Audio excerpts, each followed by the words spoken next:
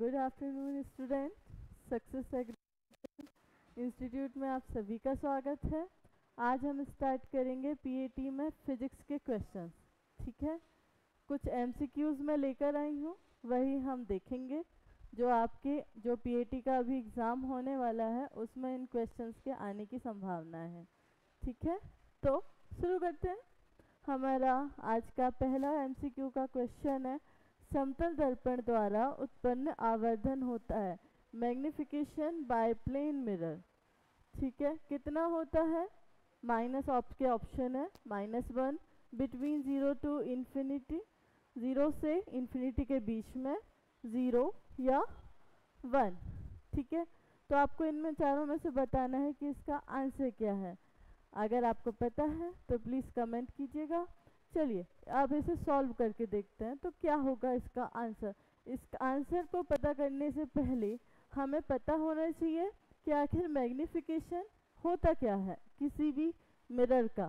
ठीक है, तो मैग्निफिकेशन क्या होता है हमारा, कि कोई भी जो हमारा मिरर है वो किसी ऑब्जेक्ट की जो इमेज बनाता है वो कैसी बनाता है, मतलब इमेज ऑब्जेक्ट से साइज में बड़ी बनती है या छोटी बनती है या इक्वल बनती है।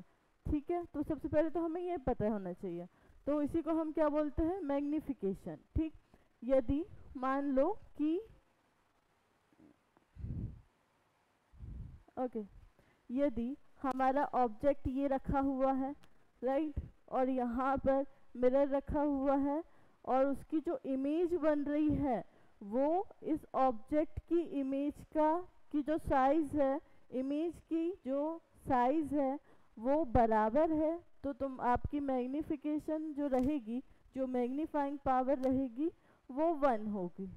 ठीक है, लेकिन अगर हमारा जो ऑब्जेक्ट है उसका जो साइज है और इमेज का जो साइज है वो छोटा है, किससे, ऑब्जेक्ट के साइज से, तो मैग्निफिकेशन जो होगी हमारी -1 होगी। ओके बच्चों, तो और अगर हमारा जो ऑब्जेक्ट का साइज है उससे बड़ी है हमारी इमेज की साइज, मतलब इमेज की साइज अगर बड़ी होगी ऑब्जेक्ट की साइज से, तो वहाँ पर मैग्निफिकेशन हो या मैग्नीफाइंग पावर या आवर्धन जो होगा या आवर्धन क्षमता जो होगी, जिसे हम m से डिनोट करते हैं, वो +1 होगी। ओके बच्चों, या 1 से ज़्यादा होगी। ठीक है, लेकिन अगर हमारी जो ऑब्जेक्ट है और इमेज की जो साइज है वो सेम है तो ओनली 1 होगी। ठीक है मेरे प्यारे बच्चों, चलो शुरू करते हैं। तो आप इसका आंसर बताएं। जैसे कि हमारा क्या ले रहे हैं हम, समतल दर्पण, दैट मीन्स प्लेन मिरर। ठीक है, प्लेन मिरर में मैग्निफिकेशन बताना है, तो यहाँ आप डायग्राम से भी समझ सकते हैं।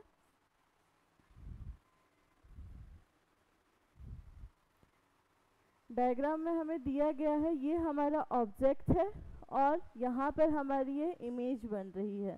ठीक है, तो जो हमारा ऑब्जेक्ट की साइज है हम इमेज में ही देख सकते हैं, ऑब्जेक्ट का साइज इमेज के साइज के बराबर है, तो यहाँ पर डेफिनेटली हमारी मैग्निफिकेशन कितनी होगी, 1 होगी।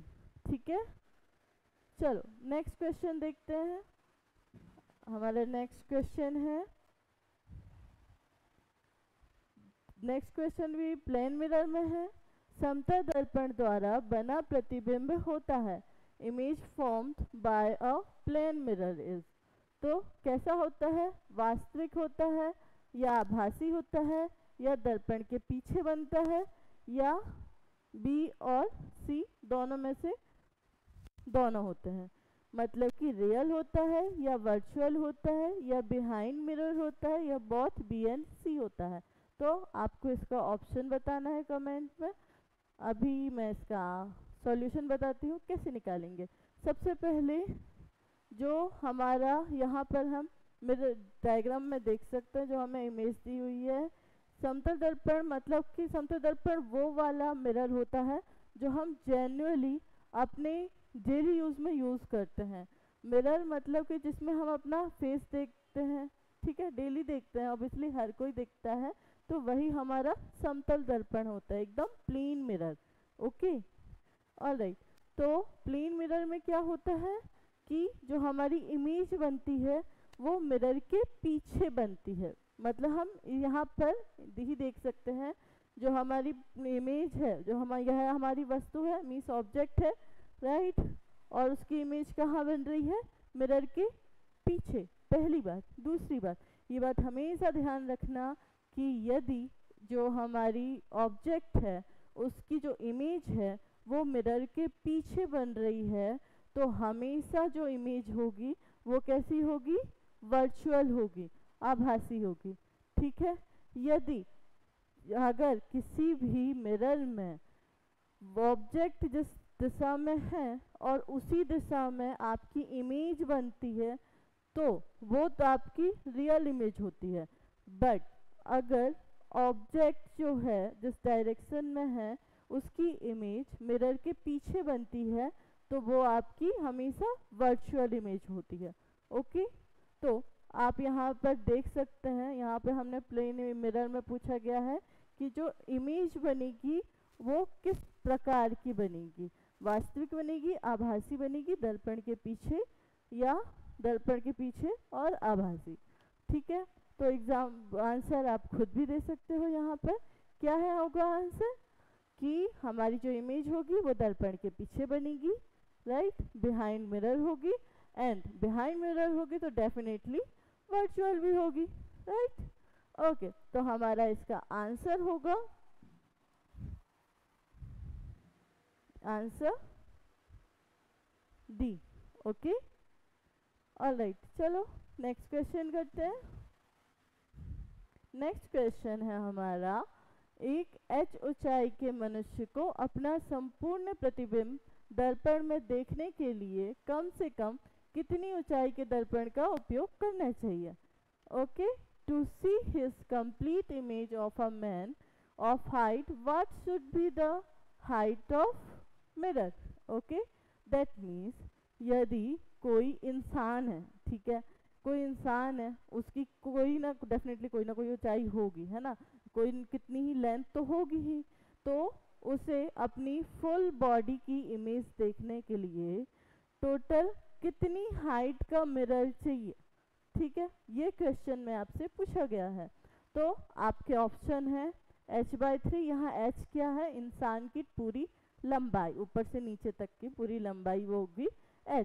तो उसमें बताना है कि मिरर की लंबाई, मिरर की जो लेंथ ले रहा है वो हम कितनी लेंगे, h/3, h/4, h/2 या h। ठीक है, ये आपको बताना है। तो आप यहाँ इमेज में देख सकते हैं, इसके पहले भी जो हमने प्लेन मिरर में देखा, इसके पहले हमने क्या देखा कि जो प्लेन मिरर है उसमें जो साइज है, किसका साइज है, ऑब्जेक्ट का और इमेज का, वो क्या है, इक्वल है ना। तो यहाँ से हमें क्या पता चलता है कि जो मनुष्य का साइज होगा वही उसकी इमेज का भी साइज होगा, राइट। ओके, तो जब हम यहाँ पे मान लो कि ये हमारा इमेज बना, ठीक है, ये हमने एक मिरर रखा, मान लो कि यहाँ से यहाँ तक भी मिरर हमने रख लिया, इतना पूरा हमने मिरर रख लिया, ठीक है। फिर उसके बाद हमारी आँख तो यहाँ पर है, आइस तो यहाँ पर है, हम देखेंगे तो यहाँ से, तो हम यहाँ से इस प्रकार से ये नीचे अपने पैरों तक की इमेज भी देख सकते हैं, और हमारे सीधे अगर देखेंगे तो हमें हमारा फेस भी दिखता है, राइट। इन शॉर्ट ये जो लाइन जा रही है वो यहाँ कॉर्नर से होते हुए जा रही है ना। तो हमें सिर्फ इतनी मिरर की ज़रूरत है। ओके, अगर हम यहाँ देखना चाहें तब भी मिरर में आ रहा है, यहाँ देखना चाहें तब भी मिरर में आ रहा है। दैट मीन्स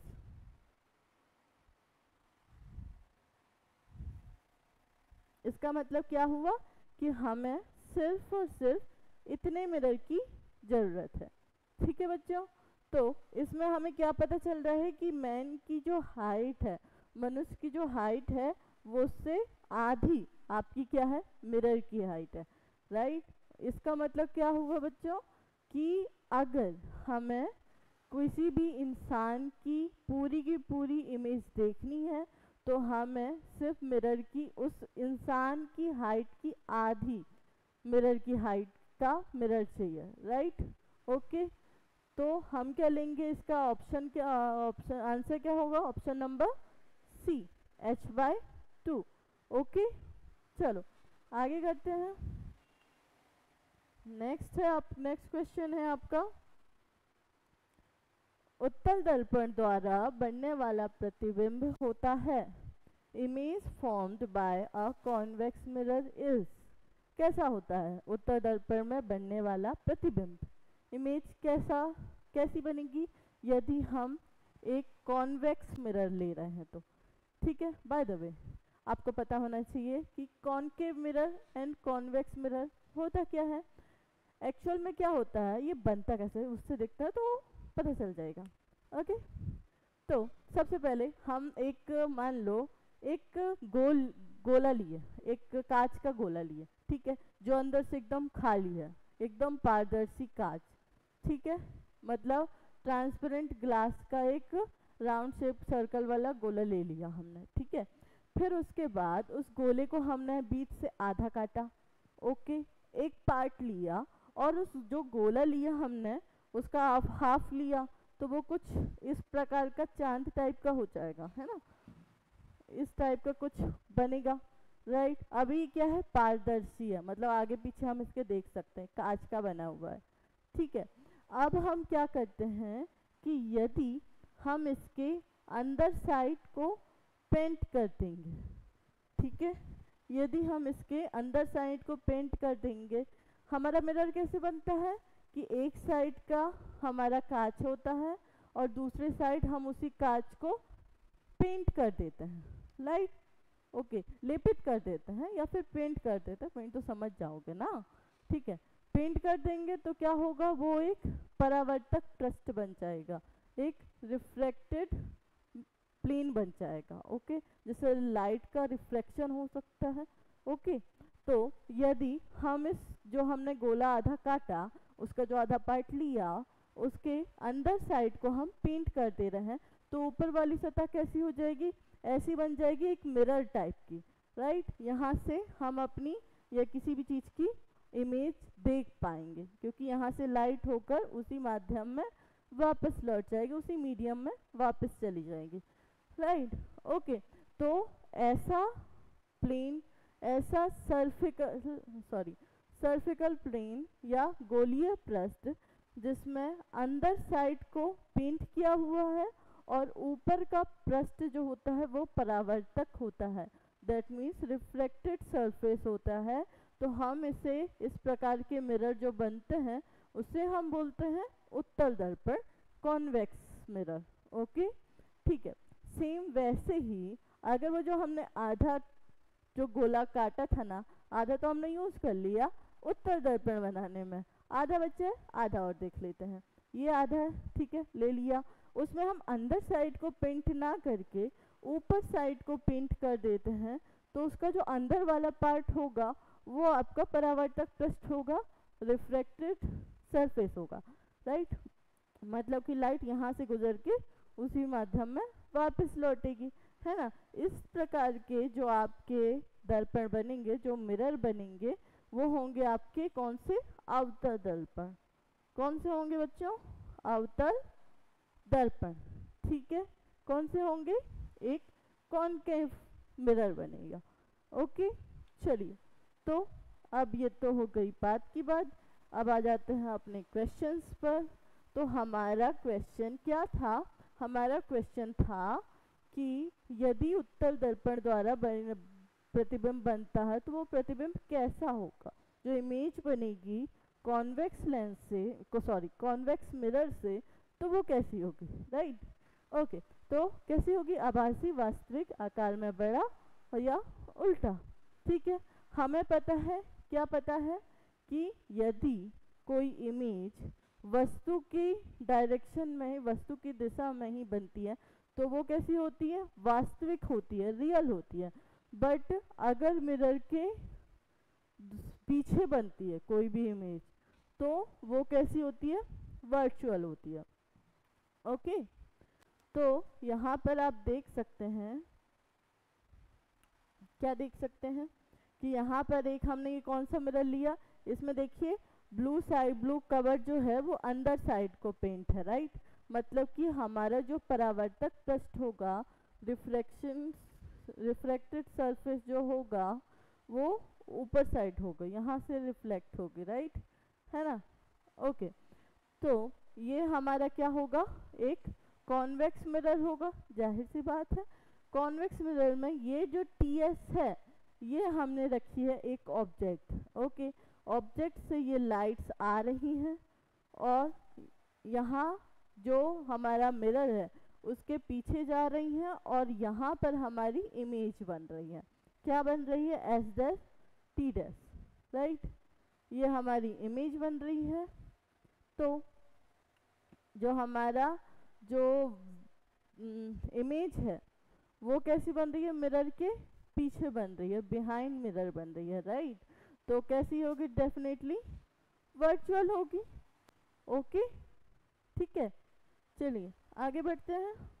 नेक्स्ट क्वेश्चन है, सर्च लाइट में उपयोगी दर्पण है, mirror used in search light. Search light that means वो जो हम टॉर्च वगैरह यूज़ करते हैं अपने घरों पर, उसमें कौन सा मिरर लगा होता है ये पता करना है। और वो ये आपको ये भी जानना ज़रूरी है कि वो मिरर ही क्यों यूज़ करते हैं, उसके पीछे डेफिनेटली कोई ना कोई रीज़न तो होगा ना।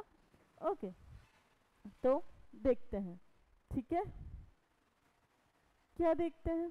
ओके, कि सर्च लाइट में कौन सा दर्पण, कौन सा मिरर यूज़ होता है। ओके, तो आपके ऑप्शन है उत्तल दर्पण, अवतल दर्पण, समतल दर्पण या कोई नहीं। Convex mirror, concave mirror, plane convex mirror या plane mirror. Sorry, I think यहाँ क्वेश्चंस में गड़बड़ हो गई है। प्लेन मिरर या none of this, okay, alright. चलो देखते हैं, क्या देखते हैं। ये हमने लिया अवतल दर्पण। अवतल दर्पण में अभी हमने क्या देखा था कि इसमें ऊपर साइड को पेंट किया हुआ होता है और जो अंदर वाली परत होती है, अंदर वाला जो सरफेस होता है, उससे रेस परावर्तित हो जाती हैं, राइट। ओके, तो सर्च लाइट एक्चुअल में पता है हमारी होती कैसी है, होता क्या है, ये मान लो इस टाइप से, सॉरी, ओके, तो इस टाइप से हमने देखा है कि अंदर साइड को इस टाइप की कुछ चमकीली टाइप की परत लगी हुई होती है जिससे लाइट जो है वो परावर्तित हो जाती है। ओके, उसके साइड में कुछ इस प्रकार से एक क्या लगा होता है, कांच लगा होता है जो उसको पूरा कवर करता है और उसके अंदर साइड एक छोटी सी, बहुत छोटी सी लाइट जलती है, ठीक है। सिर्फ उतनी सी लाइट से पूरे घर में उजाला करने लायक टार्च में लाइट जल जाती है। कैसे जलती है, अगर हम किसी भी बंद कमरे में इतनी सी लाइट जला दें ना तो कभी भी उजाला नहीं होगा, है ना।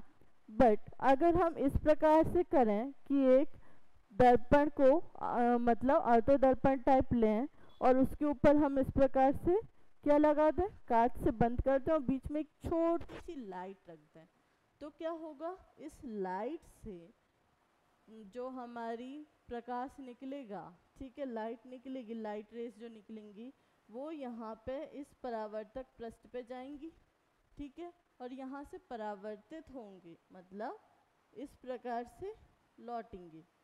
ओके, इस प्रकार से देख सकते हैं आप यहाँ पर भी कि लाइट्स फैल जाएगी, ठीक है। जैसे ही लाइट्स इस छोटी सी लाइट से निकलकर, जो लाइट की तरंग हैं, जो हमारी लाइट रेज हैं, इस सरफेस से टकराकर पूरे उसमें फैल जाएंगे, ठीक है। और लाइट फैलाने का काम कौन करता है, हमारा अवतल दर्पण। ओके, ठीक है, तो इसका आंसर हमारा क्या होगा, अवतल दर्पण, कॉनकेव मिरर। ऑलराइट, चलिए आगे बढ़ते हैं। नेक्स्ट है हमारा, यदि किसी माध्यम का अपवर्तनांक म्यू तथा क्रांतिक कोण का मान सी हो, एक्चुअली यहाँ पे सी है, सी हो तो दोनों के मध्य सही संबंध होगा। the correct relation between refractive index of medium mu and critical angle C of any medium. ठीक है, तो आपको इस क्वेश्चन का आंसर बताना है. इसके ऑप्शन है C is equal to 1 by sine mu, C is equal to sine inverse 1 by mu, mu is equal to sine C, या C is equal to cosec mu. ठीक है, आपको इनके आंसर बताने हैं.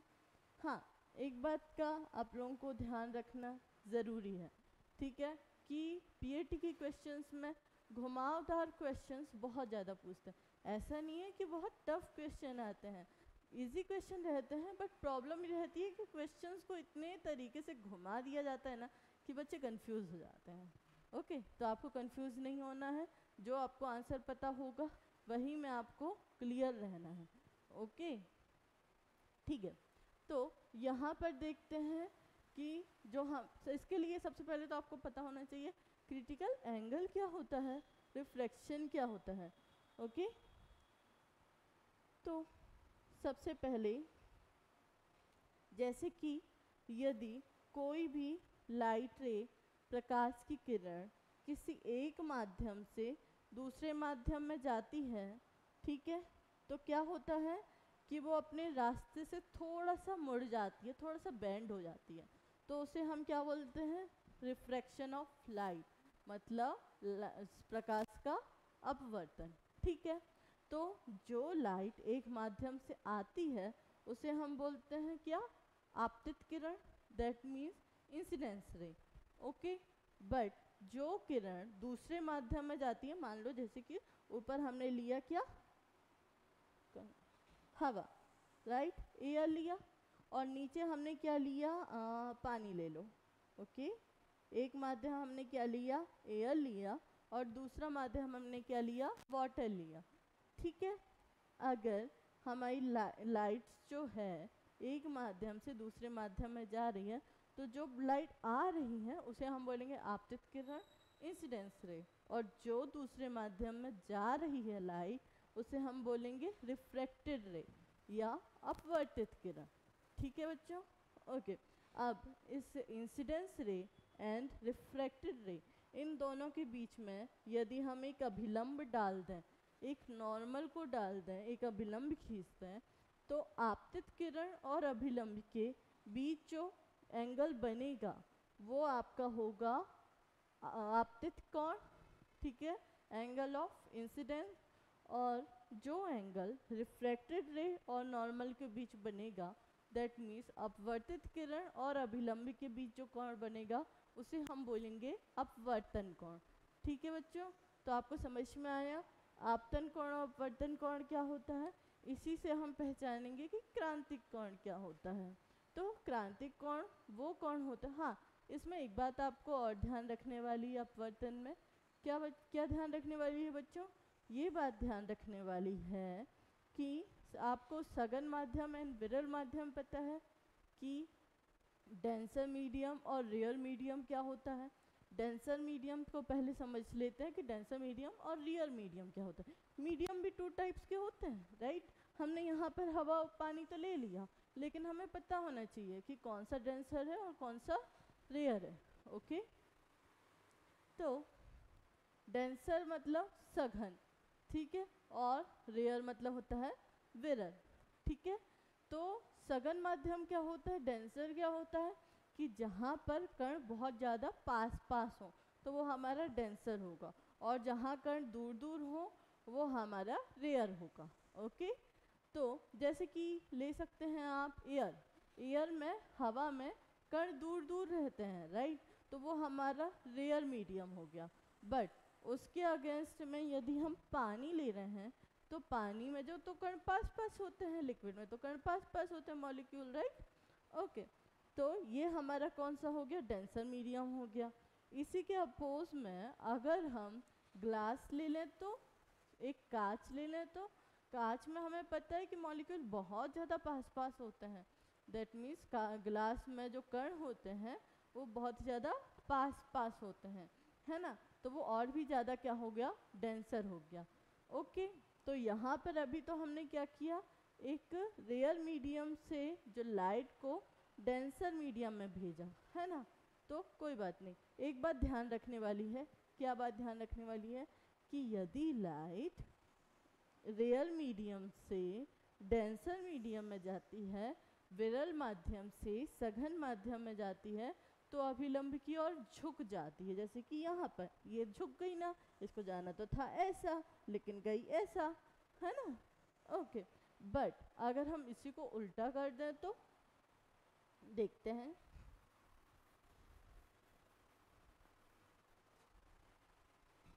यहाँ बनाते हैं, ओके।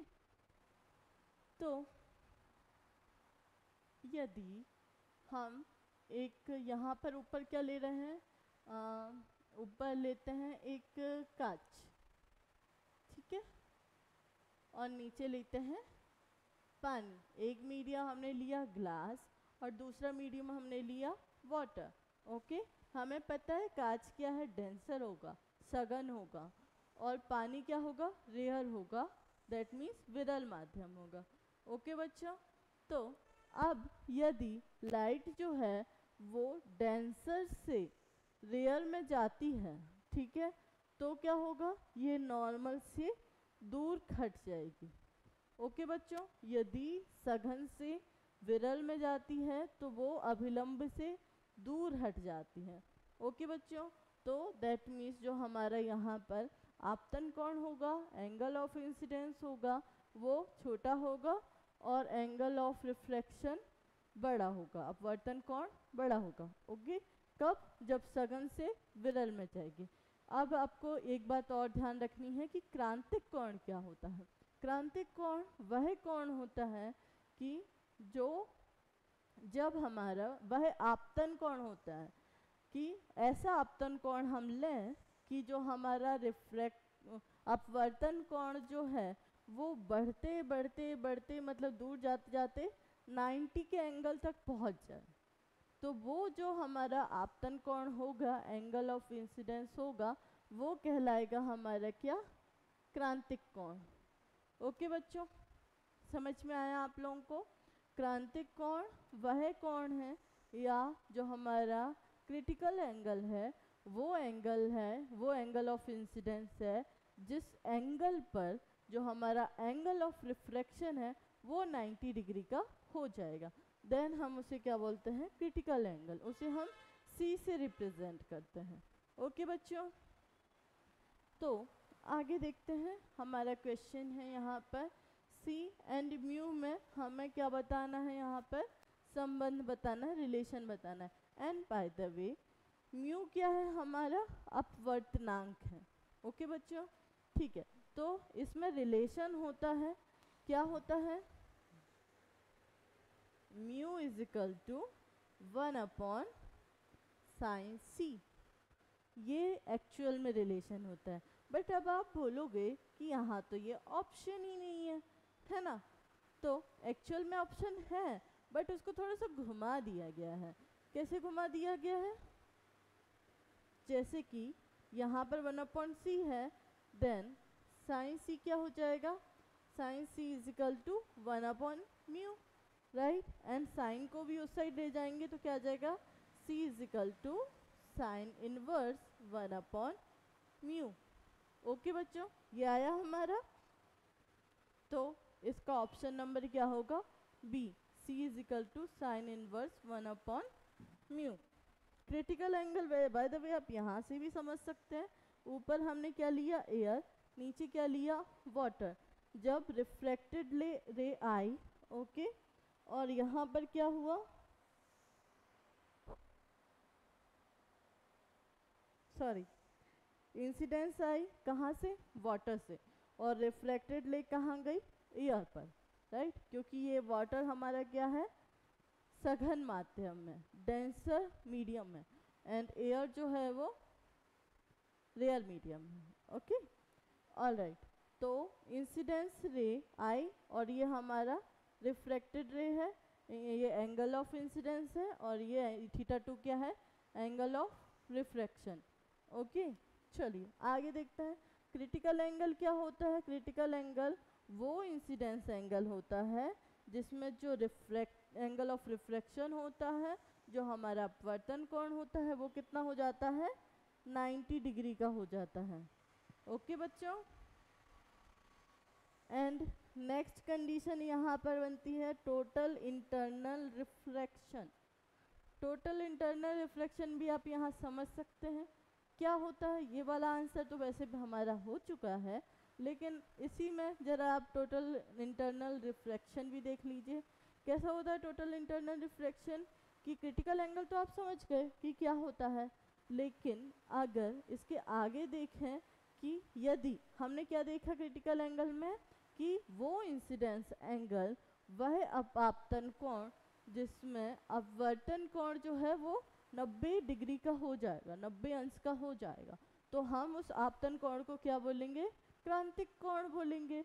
लेकिन यदि हम आपतन कोण को बढ़ाते बढ़ाते क्रांतिक कोण से भी ज़्यादा बढ़ाते हैं, ठीक है, तो क्या होगा, ये हमारी जो अपवर्तित किरण है अभिलंब से और ज़्यादा दूर चली जाएगी, और ज़्यादा दूर जाते जाते क्या करेगी, जिस माध्यम से आई है उसी माध्यम में वापस लौट जाएगी। ठीक है बच्चों, ये होता है हमारा क्या, टोटल इंटरनल रिफ्लेक्शन। इसके आगे देखते हैं, इसके भी क्वेश्चंस बनेंगे कुछ। चलिए आ ही गया उसका क्वेश्चन, क्या है, हीरे के चमकने का मुख्य कारण है brilliance of diamond is due to. हमें पता है कि क्या पता है, हीरा सबसे ज़्यादा चमकदार वस्तु है, राइट, वो बहुत ज़्यादा चमकता है, बट उसके पीछे भी तो कोई ना कोई रीज़न होगा, है ना, कि आखिर हीरा इतना क्यों चमकता है। तो चलिए देखते हैं, उसमें ऑप्शन क्या है हमारे, पूर्णांतरिक परावर्तन, टोटल इंटरनल रिफ्लेक्शन, नेक्स्ट है परावर्तन या रिफ्लेक्शन, अपवर्तन रिफ्रैक्शन, या प्रकाश का विक्षेपण डिस्पर्सन। ओके बच्चों, तो चलिए जानते हैं पूर्ण आंतरिक परावर्तन, टोटल इंटरनल रिफ्लेक्शन, आखिर इसमें होता क्या है। ठीक है, ये हमारा क्या है, एक डायमंड है। ओके, डायमंड को कुछ इस प्रकार से बनाया जाता है, कैसा बनाया जाता है कि जैसे ही इसमें कोई रे अंदर जाती है, कोई लाइट अंदर जाती है, फिर उसके बाद जैसे ही वो निकलने की कोशिश करती है, क्या होना चाहिए, इंसिडेंस होना चाहिए। अब ये क्या है, एक अपवर्तक पृष्ठ होता है ना मोस्टली, तो इसकी लाइट तो बाहर आ जानी चाहिए, बट नहीं आ पाती। क्यों नहीं आ पाती, क्योंकि इसका जो शेप होता है वो इस प्रकार का होता है कि जो इंसिडेंस एंगल होता है वो क्रिटिकल एंगल से भी बहुत ज़्यादा हो जाता है। और हमें मालूम है, क्या मालूम है, कि यदि इंसिडेंस एंगल क्रिटिकल एंगल से भी ज़्यादा हो जाता है, मतलब कि जो हमारा आपतन कोण है वो क्रांतिक कोण से भी ज़्यादा हो जाए, तो जो किरण दूसरे माध्यम में जाने वाली थी वो नहीं जाती है, उसी माध्यम में वापस लौट जाती है। ओके बच्चों, तो ये होता है हमारा क्या, total internal reflection. Total internal reflection के कारण ही हीरा बहुत ज़्यादा चमकता है। इसके पीछे रीज़न क्या होता है, जैसे कि यहाँ से हमारा, हमने अभी भी क्या देखा कि जो हमारा आपतन कोण है वो क्रांतिक कोण से भी ज़्यादा हो जाएगा, जिसके कारण वो जो हमारी प्रकाश की जो किरण है जो अंदर फंस गई बेचारी, वो अंदर ही अंदर घूमती रह जाएगी और उसे बाहर निकलने का जरिया ही नहीं मिलेगा। फिर यहाँ से टकराएगी, यहाँ से टकराएगी, यहाँ से टकराएगी, यहाँ से टकराएगी, एंड रियली मुश्किल से वो बाहर निकलेगी। इतना टकराने के बाद, इतनी जगह घूमने के बाद उसकी जो एनर्जी है ना वो बहुत ज़्यादा बढ़ जाती है। ठीक है, तो जैसे ही वो बाहर निकलती, जैसे बच्चे नहीं होते, अगर उनको एक क्लास से दूसरी क्लास जाना है, दूसरी क्लास से तीसरी क्लास जाना है, तीसरी क्लास से चौथी क्लास जाना है, अब इतना ज़्यादा जब फ्रस्ट्रेट हो जाते हैं ना, जब बाहर निकलते तो ऐसे दौड़ के भागते जैसे कि बिल्कुल बंदिशों से हम छूट गए, आज़ाद हो गए, है ना। वैसे ही हमारी लाइट की किरण निकलती है जो कि बहुत ज़्यादा शाइन करती है, राइट। इसीलिए यही रीज़न है हमारा हीरे का बहुत ज़्यादा चमकदार होने का। ओके, क्या रीज़न है हमारा, पूर्ण आंतरिक परावर्तन, टोटल इंटरनल रिफ्लेक्शन। ओके बच्चों, चलिए नेक्स्ट क्वेश्चन करते हैं। नेक्स्ट क्वेश्चन है हमारा, लेंस सूत्र है, लेंस फॉर्मूला इज, क्या होता है लेंस सूत्र। ओके, तो देखते हैं, ऑप्शन इसका 1/f is equal to 1/v minus 1/t u, या सेकेंड ऑप्शन है f is equal to u v upon u plus v plus u, और थर्ड ऑप्शन है f is equal to u plus v, and fourth option है 1 upon f is equal to mu minus 1 upon r. Okay, तो आपको इसका answer बताना है कि आखिर लेंस सूत्र होता क्या है, लेंस फॉर्मूला क्या है, 1 upon f is equal to 1 upon v minus 1 upon u. इस क्वेश्चन को याद रखिएगा। हाँ, एक बात और ध्यान रखने वाली बात है कि यदि हम लेंस फॉर्मूला, लेंस सूत्र की बात कर रहे हैं तो यहाँ पर माइनस आता है, बट अगर हम मिरर फॉर्मूला की बात कर रहे हैं, दर्पण के सूत्र की बात कर रहे हैं, तो यहाँ पर प्लस आता है। ये बात आपको ध्यान रखने वाली है। ठीक है बच्चों, चलिए आगे बढ़ते हैं। बाय द वे, आपको पता होना ही चाहिए कि यहाँ पर f क्या है, u क्या है एंड v क्या है। ठीक है, यदि हम कोई सी भी लेंस लेते हैं तो उसका जो बीच का पॉइंट होता है, ठीक है, यहाँ से हम सबकी लेंथ नापते हैं लेंस में, चाहे वो फोकस हो, चाहे वो ऑब्जेक्ट हो, या चाहे वो इमेज हो। ठीक है बच्चों, तो यहाँ पर u क्या होती है, हमारी ऑब्जेक्ट से लेंस के बीच की डिस्टेंस, उसके बीच की दूरी, उसको कैसे रिप्रेजेंट करते हैं, u से रिप्रेजेंट करते हैं।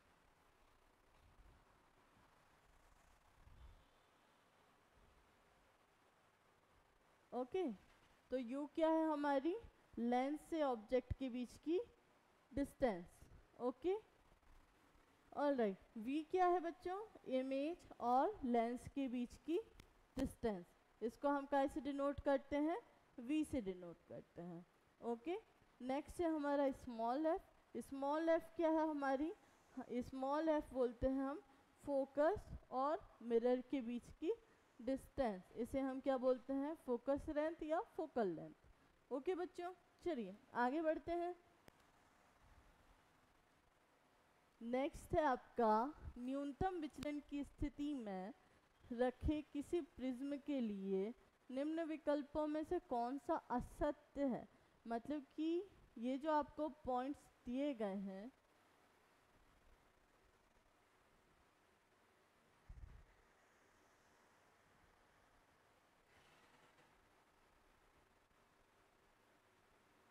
ओके,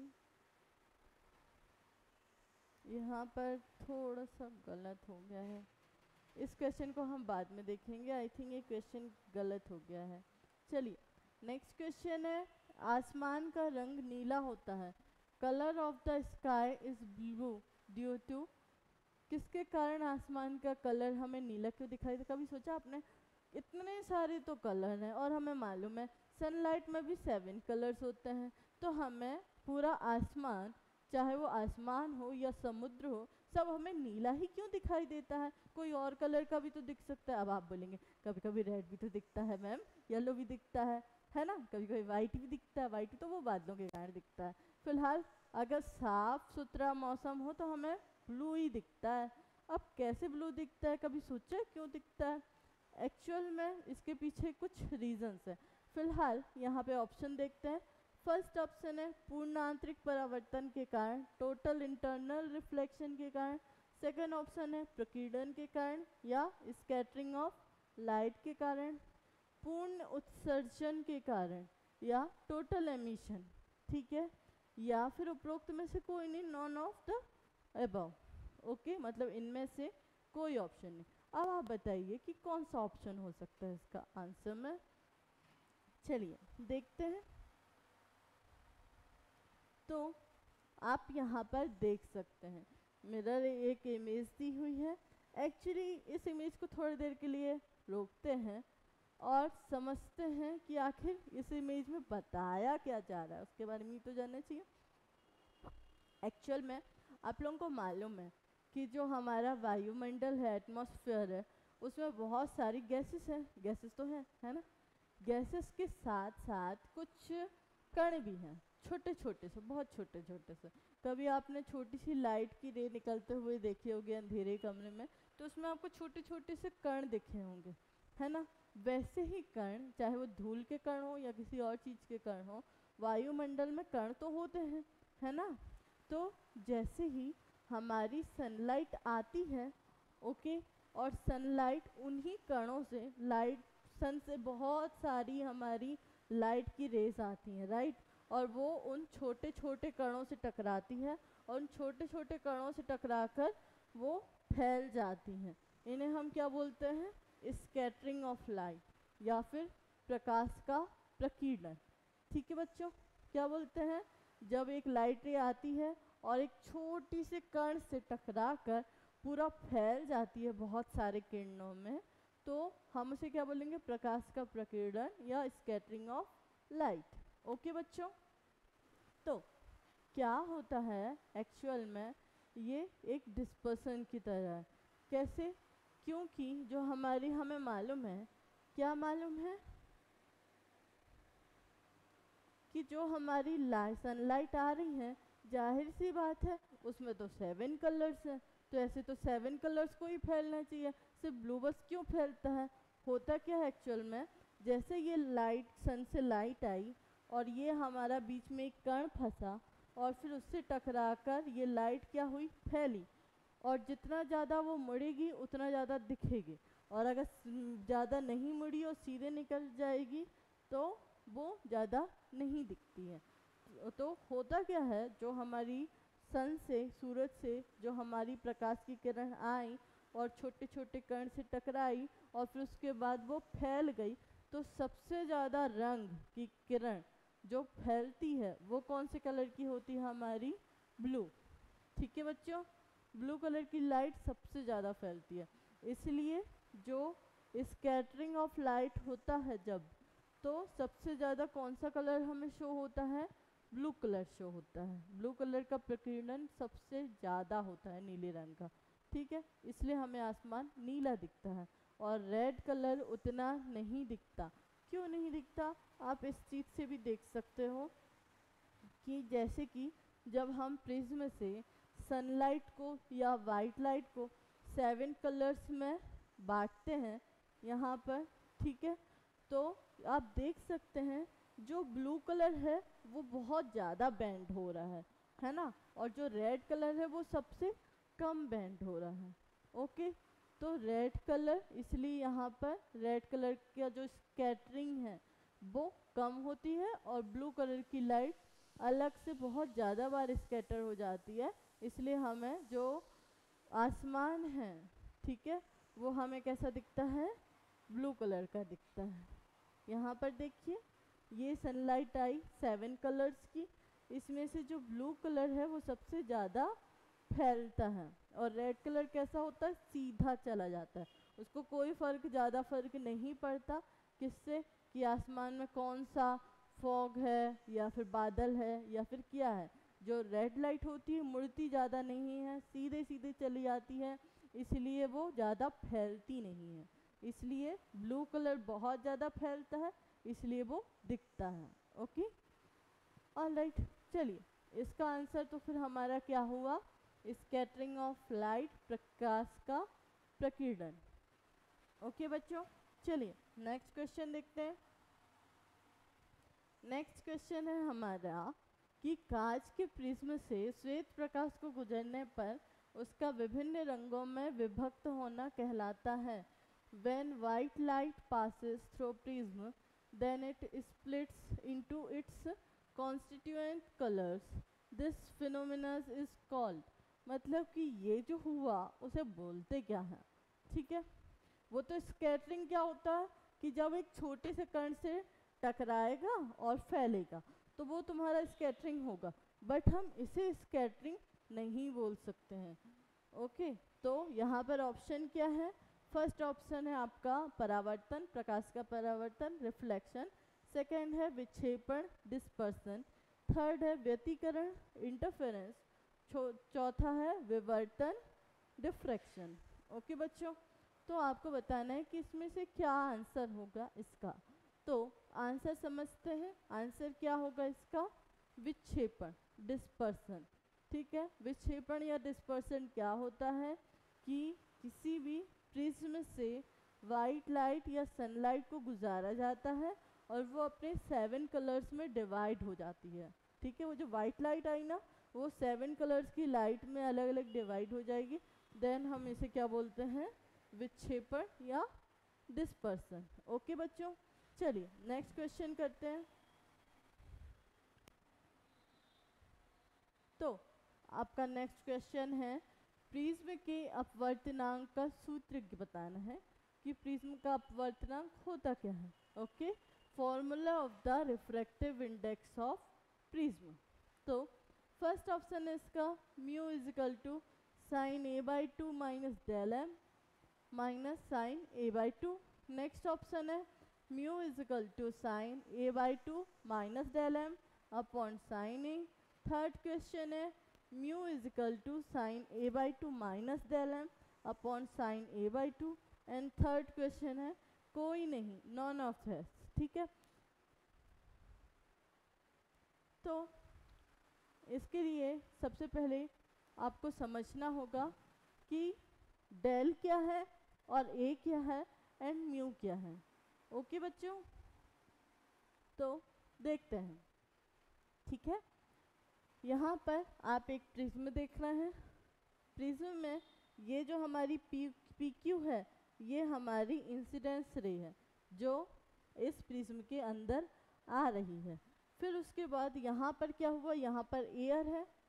ओके बच्चों, एंड यहाँ पर क्या है, ग्लास का बना हुआ है। ये क्या का बना हुआ है, ग्लास का बना हुआ है। ठीक है, अब एयर से ग्लास में जाएगी तो जाहिर सी बात है यहाँ पर क्या होगा, अपवर्तन होगा। क्या होगा, रिफ्लेक्शन होगा। ओके, तो जैसे यहाँ पर रिफ्रैक्शन हुआ तो ये क्या होगी, रिफ्रैक्टेड लाइट हो जाएगी। ओके, और फिर उसके बाद फिर से ये इस कांच से बाहर आएगी, मीन्स डेंसर मीडियम से रेयर मीडियम में आएगी। ओके बच्चों, तो उसे हम बोलेंगे क्या, निर्गत किरण या इमर्जेंस रे। ओके बच्चों, और यहाँ पर आप समझ सकते हैं कि डेल क्या होता है। तो जो हमारा इंसिडेंस रे है, अगर यहाँ पर अपवर्तित नहीं होती, रिफ्रैक्शन नहीं होता, तो ये यहाँ नहीं मुड़ती बल्कि ये सीधी सीधी चली जाती है ना बच्चों। और ये सीधी सीधी चली जाती, और यदि यहाँ पे और जो निकली हुई है रेट, उनमें अगर बीच में जो एंगल देखें हम, दैट मीन्स आने वाली प्रिज्म के अंदर आने वाली, दैट मीन्स आपतित किरण और निकलने वाली मीन्स निर्गत किरण के बीच जो एंगल बनता है उसे हम क्या बोलते हैं, डेल बोलते हैं। ओके बच्चों, क्या बोलते हैं, डेल बोलते हैं, एंगल ऑफ डेविएशन, विचलन कोण। ठीक है बच्चों, ओके। अब आप बोलेंगे डेल तो मैम ठीक है, बट ये एम क्या चीज़ है, छोटू सा एम क्यों दिख रहा है। ये है एक्चुअली मिनिमम डेविएशन की कंडीशन। ओके, यदि कहीं पर भी आपको क्वेश्चन में डेल के नीचे छोटू सा एम दिख रहा है, इसका मतलब मिनिमम डेविएशन की कंडीशन लग रही है वहाँ पर। ओके बच्चों, ठीक है, तो डेल एम हो क्या हुआ, हमारा मिनिमम डेविएशन हुआ।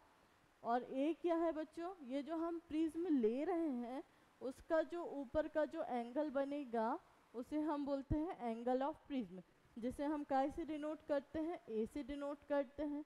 ओके बच्चों, और यहाँ पर म्यू क्या है, हमारा रिफ्रैक्टिव इंडेक्स है, रिफ्रैक्टिव इंडेक्स ऑफ प्रिज्म है। ओके, तो इसका फॉर्मूला क्या होता है, उसका फॉर्मूला होता है mu is equal to, sorry,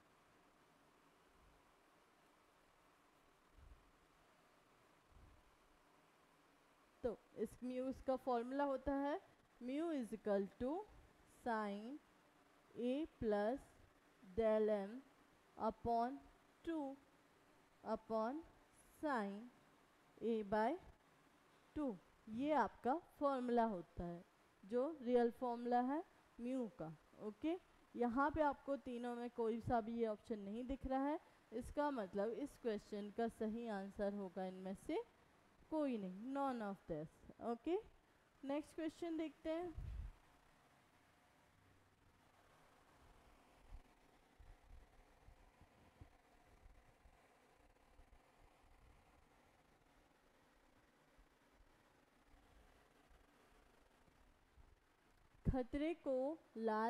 खतरे के है एक्चुअली में, खतरे के लाल प्रकाश द्वारा खतरे को ही है, सॉरी, खतरे को लाल प्रकाश द्वारा सूचित करते हैं, क्यों? Okay, danger sign shown by red colour because of, हमारा नेत्र लाल वर्ण को अधिक सुग्राही है, की ओर अधिक सुग्राही है। Our eyes are more sensitive for red coat. Next है, दृश्य प्रकाश में लाल वर्ण का प्रकीर्णन न्यूनतम होता है। Scattering of red colour is minimum in visible light. Third option है, दृश्य प्रकाश में लाल वर्ण का प्रकीर्णन अधिकतम होता है। Scattering of red colour is maximum in visible light. या फिर थर्ड है, खतरे के लिए लाल वर्ण को अंतर्राष्ट्रीय मान्यता है। Red colour is international colour, right? Okay, चलिए देखते हैं क्या होगा इसका आंसर।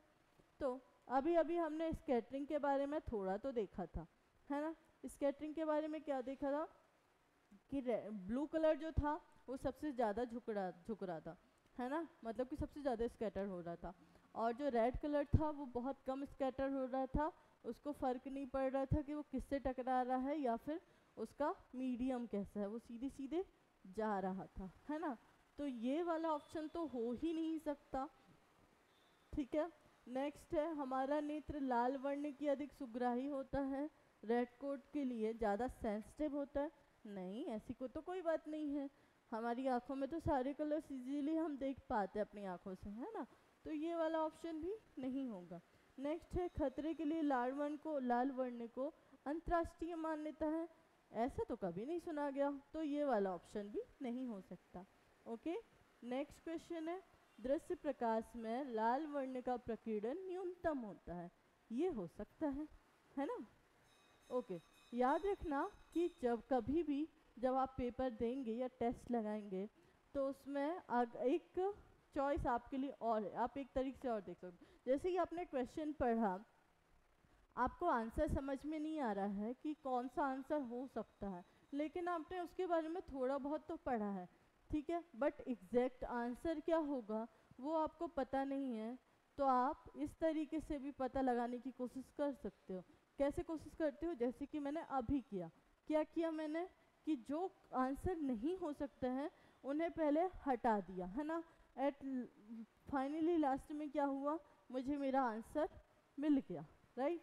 तो आप इस प्रकार से भी अपने आंसर में पहुंचने की जो कंडीशन है वो ज़्यादा अच्छे तरीके से अपने आंसर में पहुंच सकते हो, यदि आप बाकी के बचे हुए ऑप्शन को निगलेक्ट करने में सक्सेस हो पाए तो। ओके, चलिए देखते हैं नेक्स्ट क्वेश्चन।